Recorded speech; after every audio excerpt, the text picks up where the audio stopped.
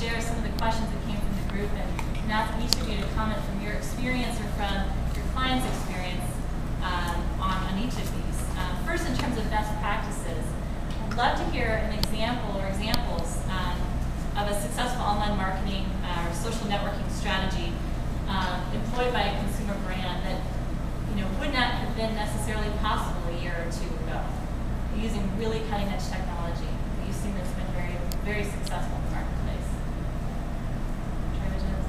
Sure. I don't know if I'd call it cutting-edge technology, but I'll call it new technology.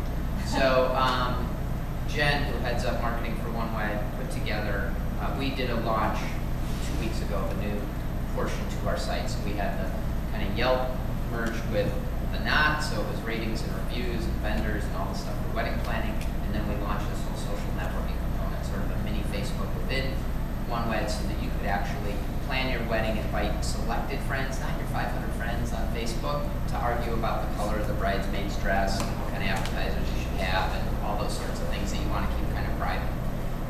We needed to tell the world about this, and she has done an awesome job of leveraging blogs and getting the word out. But she actually did something called a site warming party and leveraging Twitter.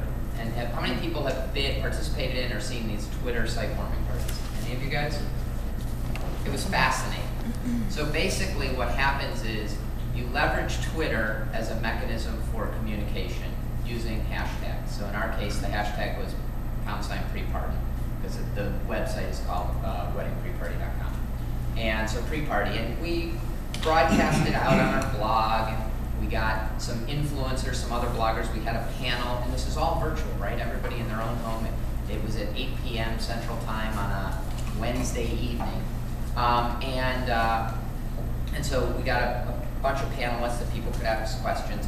We encouraged people to pre-register or tell us they were coming. And we gave them a series of tasks to do so they could sign up on our blog. There was a little form where you could put your handle, who you were, and your email. And you got an entry into a contest for doing that. And then we had a series of social tasks that we gave them as well. Friend us on Facebook, follow us on Twitter. So we created a fake wedding that they could crash so they could become a guest at that wedding and start commenting on the stuff. And when you commented on one of the pictures or one of the things, you got another entry into this. And then there were a series of door prizes that were, I think we had about a dozen of them that were given out for the people who had done these social tasks, so we were incenting them to do it.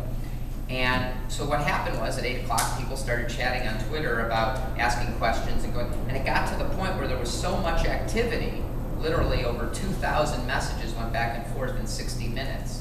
So do the math, like there's no way you could follow all this stuff, that it actually got quite chaotic. And in the end, the tag for #preparty became a trending topic in Twitter and was on the first page of Twitter, upsetting Paula Abdul.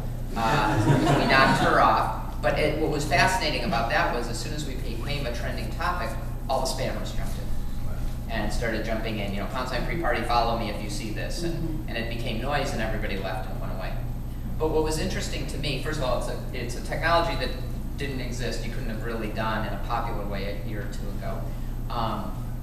But what was fascinating was it gave us an ability to reach the people who are at least cutting edge thinkers, if not influencers, right? Because who's going to be interested in doing this? People are interested in experimenting with new things, experimenting with new websites. The types of people that their friends are asking, hey, what's cool, what's new?